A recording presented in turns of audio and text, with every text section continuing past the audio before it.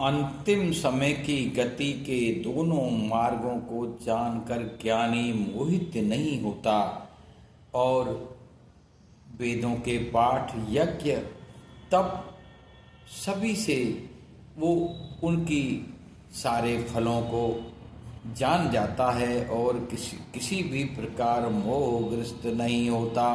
गीता जी का 27वां श्लोक 8वें अध्याय का इस प्रकार हिंदी काव्य में रूपांतरण होकर आप लोगों के लिए अमृत ज्ञान को बांटने के लिए तत्पर है। जान कर दोनों मार्ग यथार्थ। दोनों मार्ग कौन से हैं? एक तो देवयान मार्ग, एक पितृयान मार्ग। जान कर दोनों मार्ग यथार्थ, मोह नहीं योगी जन करते, एक मार्ग से परम गति। जान और दूजे मार्ग से आना जाना समझते।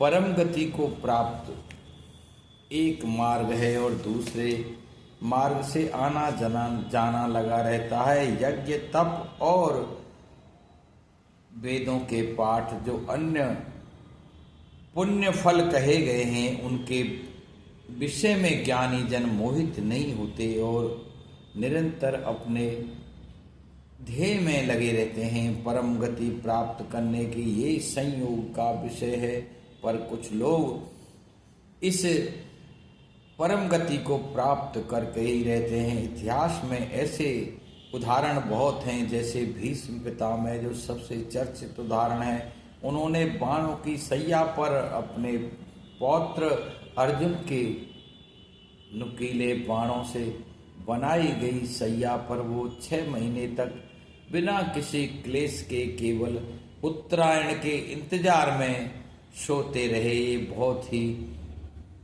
उनको इच्छा मृत्यु का भी वरदान था और वो निसंदेह भगवान के परम धाम को प्राप्त हुए।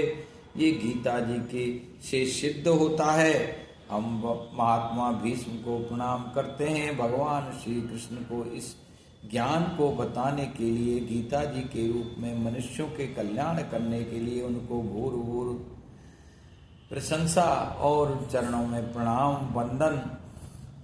और अर्जुन को जी को भी जो उनके माध्यम बने, गीता ज्ञान के माध्यम पड़े, उनको भी प्रणाम करते हैं।